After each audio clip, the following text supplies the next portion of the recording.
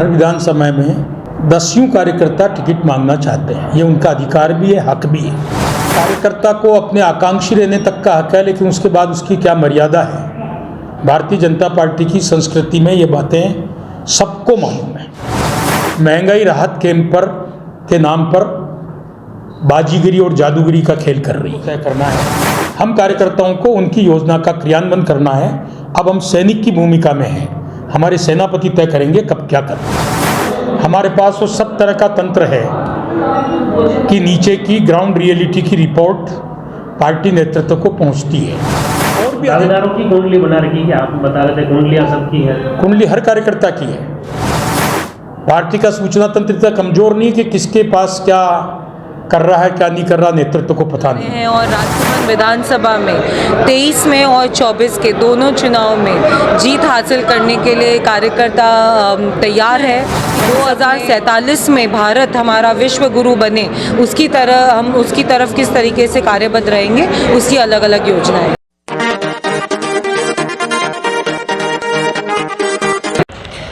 नमस्कार, मैं हूं लक्ष्मण सिंह राठौड़ और आप देख रहे हैं जयवर्धन न्यूज़। अभी मैं खड़ा हूं भाजपा कार्यालय, मेरे पीछे देख सकते हैं भाजपा कार्यालय, और यहां पर भाजपा कार्यकर्ताओं का बूथ सम्मेलन आयोजित किया गया है। राजसमंद विधानसभा का यह बूथ सम्मेलन है, जहां पर संभाग प्रभारी और भाजपा के प्रदेश महामंत्री दामोदर अग्रवाल ने यह बैठक ली। सभी कार्यकर्ताओं में आने वाले विधानसभा चुनाव और लोकसभा चुनाव की बातें की गई और किस तरह से दोनों ही चुनावों में भाजपा की जीत पक्की हो, इसके लिए सभी कार्यकर्ताओं को मूल मंत्र दिया गया।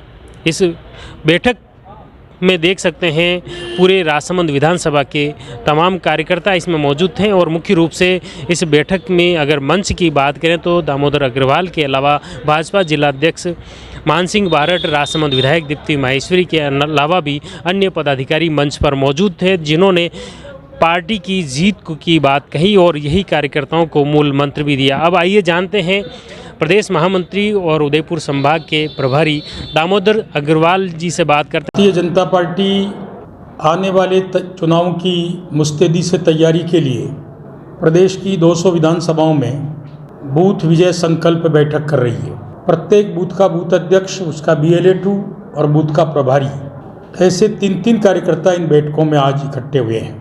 आज लगभग 600 कार्यकर्ताओं की उपस्थिति में ये बूथ विजय का संकल्प सभी कार्यकर्ताओं ने लिया है।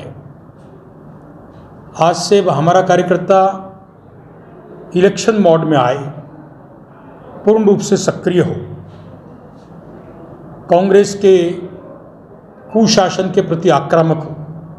राजस्थान में बढ़ते अत्याचार, बलात्कार, लूट माफिया, बजरी माफिया, खनन माफिया में जो एक महाभ्रष्टाचार हुआ है, उसको जनता के बीच जाके बेनकाब करें कांग्रेस को, और हमारी उपलब्धियों को जन जन तक ले जाएं, हमारा जनाधार बढ़ाएं। इस प्रकार की कार्य योजना के लिए ये बैठकें पूरे प्रदेश में 200 विधानसभा में हो रही हैं। उसी क्रम में आज अभी राजसमंद विधानसभा की बैठक हुई और सब कार्यकर्ताओं ने बड़े जोश से संकल्प लिया कि हम 2023 में पुनः प्रचंड बहुमत से कमल खिलाकर राजस्थान में कांग्रेस के कुशासन का अंत करके भाजपा के विकास को समर्पित शासन वापस लाएंगे और 2024 में पुनः मोदी साहब के तीसरी बार देश का प्रधानमंत्री बनने का मार्ग प्रशस्त करेंगे। राजसमंद विधानसभा की बात की जाए तो पिछले कुछ दिनों से राजसमंद के दावेदार सामने आए जो पार्टी लाइन के बाहर जाकर काम कर रहे हैं, तो क्या आपको ये लगता है कि ये जो पार्टी एलिमेंट्स जो हो रही है, इस तरह की गतिविधियां जो हुई है, वो आगामी विधानसभा चुनाव में पार्टी को नुकसान पहुंचाएगी? भारतीय जनता पार्टी केवल हिंदुस्तान नहीं, दुनिया के सबसे बड़े लोकतंत्र की सबसे बड़ी पार्टी है और पार्टी की लोकप्रियता के कारण हर विधानसभा में 10 कार्यकर्ता टिकट मांगना चाहते हैं। ये उनका अधिकार भी है, हक भी है। कार्यकर्ता को अपने आकांक्षी रहने तक का हक है, लेकिन उसके बाद उसकी क्या मर्यादा है। भारतीय जनता पार्टी की संस्कृति में ये बातें सबको मालूम है और इसलिए आज कोई भी टिकट मांगे, लेकिन पार्टी के निर्णय के बाद तमाम लोग एक छत के नीचे सामूहिक ऊर्जा से कांग्रेस को सशक्त देने के लिए प्राणपण से पार्टी के लिए लगेंगे, ऐसा मेरा विश्वास है। कांग्रेस को शिकस्त देने की बात हो रही है, मगर जिस प्रकार से राजस्थान में गहलोत सरकार लगातार अलग अलग योजनाओं के माध्यम से वोटर को लुभाने की कोशिश कर रही है, हाल ही में जो मोबाइल की योजना भी चल रही है, युवा महोत्सव, ओलंपिक जो ग्रामीण हो रहे हैं, तो इस तरह से आपको नहीं लगता कि इस बार बीजेपी की राह इतनी आसान नहीं है? देखिए, 5 साल पहले 5 साल के लिए सरकार चुनी गई, 6 महीने के लिए नहीं चुनी गई। 4.5 साल तक इन्होंने सिवाय अपनी कुर्सी बचाने के, आंतरिक द्वंद्व में फंसे रहने के कोई काम नहीं किया।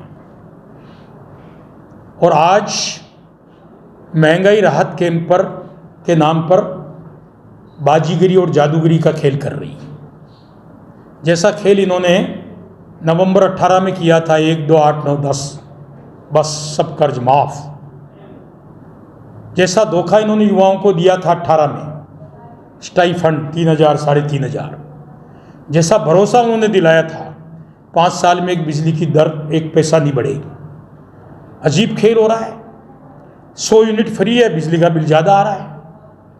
अब इसे जनता को पुनः धोखे में रखकर वोट बटोरने की राजनीति कहें या जनता के प्रति जवाबदेही कहें।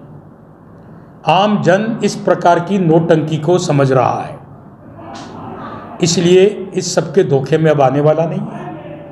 भारतीय जनता पार्टी का कार्यकर्ता 5 वर्ष तक आम जन के संपर्क में रहता है, सुख दुख में खड़ा रहता है, सामाजिक सरोकार रखता है। आज कोरोना हुआ तो भाजपा का कार्यकर्ता गली मोहल्ले में खड़ा होकर अपनी जान हथेली पर लेकर भी आम जन की सेवा के लिए खड़ा था।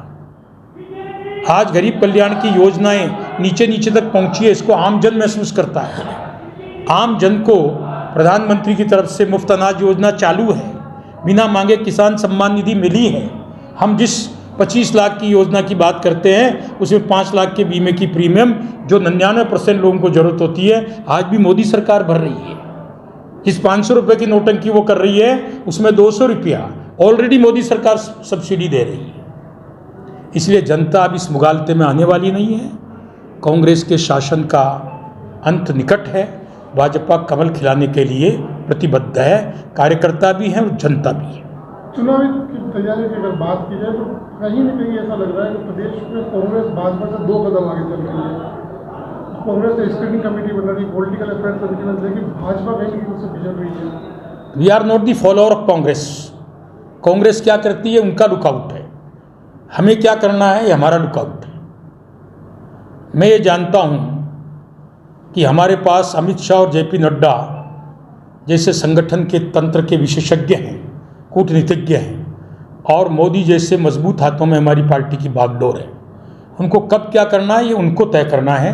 हम कार्यकर्ताओं को उनकी योजना का क्रियान्वयन करना है। अब हम सैनिक की भूमिका में हैं, हमारे सेनापति तय करेंगे कब क्या करना है। अभी 2 दिन में चारों विधानसभा में ये बूथ सम्मेलन होने हैं, सभी बूथ के कार्यकर्ताओं से मुलाकात हो रही है, तो ऐसे में क्या इन बूथ के कार्यकर्ताओं से मिलते हुए दावेदारों से जुड़े हुए फीडबैक भी चारों विधानसभाओं में लिए जा रहे हैं, या दावेदारों का जो तय होना है वो भी इन कार्यक्रमों से जुड़ा हुआ कुछ रहेगा या नहीं रहेगा? मेरे जिम्मे बूथ के कार्यकर्ताओं से संपर्क करना है, उनसे बात करना, उनसे संवाद करना है और उनको सक्रिय करना है। जिनके जिम्मे टिकट बांटने की व्यवस्था है वो उसको देखेंगे। आपने जैसे अभी कार्यक्रम में भी कहा था कि दावेदार जैसे दीप्ति जी हैं, गणेश जी का नाम भी लिया, उनका और भी कार्यकर्ता है, लेकिन पार्टी का कार्य करें तो वो किस तरह से जैसे देखिए, भारतीय जनता पार्टी के संगठन तंत्र और सूचना तंत्र पर दुनिया के पॉलिटिकल स्टूडेंट रिसर्च कर रहे हैं। हमारे पास वो सब तरह का तंत्र है कि नीचे की ग्राउंड रियलिटी की रिपोर्ट पार्टी नेतृत्व को पहुंचती है। और भी अनेक प्रकार हैं हमारे जो पार्टी आजमाइश करती है, क्योंकि हम एक नेटवर्क लेके बैठे हैं। कांग्रेस धोखेबाजी से, जादूगरी से, बाजीगरी से झांसे देकर चुनाव लड़ना चाहती है। हम जनता के हितैषी बनकर जनता का विश्वास हासिल करके चुनाव जीतना चाहते हैं। दोनों की रणनीति में अंतर है। तो दावेदारों की कुंडली बना रखी है, आप बता रहे थे कुंडलियाँ सबकी है। कुंडली हर कार्यकर्ता की है। पार्टी का सूचना तंत्र इतना कमजोर नहीं है कि किसके पास क्या कर रहा है क्या नहीं कर रहा नेतृत्व को पता नहीं।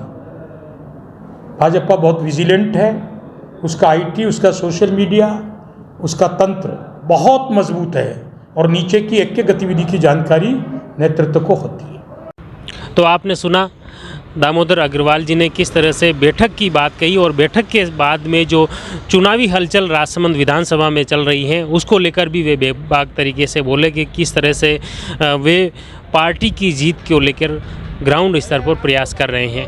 अब जानते हैं राजसमंद विधायक दीप्ति माहेश्वरी इस पूरे मामले को लेकर, इस बैठक की तैयारी को लेकर क्या कुछ कहते हैं। आज राजसमंद विधानसभा की बूथ विजय संकल्प की जो ये कार्यशाला थी उसको आयोजित किया गया था और यहाँ पर प्रत्येक बूथ से कार्यकर्ता यहाँ पे पधारे हैं और राजसमंद विधानसभा में 23 में और 24 के दोनों चुनाव में जीत हासिल करने के लिए कार्यकर्ता तैयार है। हम सब ने उपचुनाव में भी करके दिखाया था, इस पूरी टीम ने ये करके दिखाया था, जीत हासिल करी थी और वापस 23 के चुनाव में उनको हमें वापस से जीत दिलानी है। भारतीय जनता पार्टी को जीत दिलानी है, मोदी जी को जीत दिलानी है और हम सब उसके लिए संकल्पित हैं और तैयार हैं।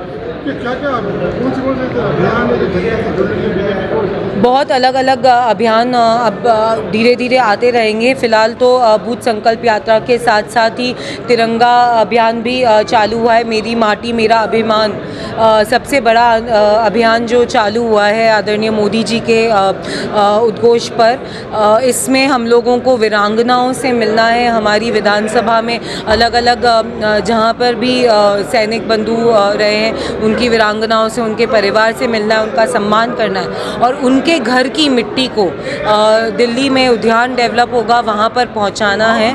तो मेरी माटी मेरा अभिमान जो ये कार्यक्रम है, मैंने खुद ने भी 2 स्कूल्स में शुरू करा हम लोगों ने और उसके बाद कल उदयपुर के BN गर्ल्स कॉलेज में भी हम लोगों ने मेरी माटी मेरा अभिमान और यूथ किस तरीके से संकल्पित है और जो मोदी जी की स्वप्न है कि 2047 में भारत हमारा विश्व गुरु बने, उसकी तरह हम उसकी तरफ किस तरीके से कार्यबद्ध रहेंगे, उसकी अलग अलग योजनाएं हैं। तो आपने देखा भाजपा नेताओं की बातें किस तरह से विधानसभा चुनाव और लोकसभा चुनाव में किस तरह से पार्टी की जीत पक्की की जाए, इसके लिए ये कवायद थी। उसमें सभी कार्यकर्ताओं को इसके लिए कमर कसने की निर्देश दिए और किस तरह से ग्राउंड स्तर पर तैयारियां करनी है, घर घर उनसे से संपर्क मजबूत करना है, किस तरह से आने वाले विधानसभा चुनाव की तैयारी में पार्टी और ये कार्यकर्ता जुटे हुए हैं। हम भी प्रयास करेंगे पार्टी की हर एक गतिविधि आप तक पहुंचाएं। आप जुड़ी रहिए जयवर्धन न्यूज़ के साथ। धन्यवाद। The Maruti Nandan grand, Nathdwara स्थित एकमात्र ultra luxurious 5 star hotel, Rajsamand जिले की एकमात्र 5 star hotel the Maruti Nandan grand में भोजन की स्वादिष्ट थाली अब सिर्फ 290 रुपए में। श्रीनाथ जी की नगरी नाथद्वारा में इस सुनहरे अवसर का आनंद अवश्य उठाएं।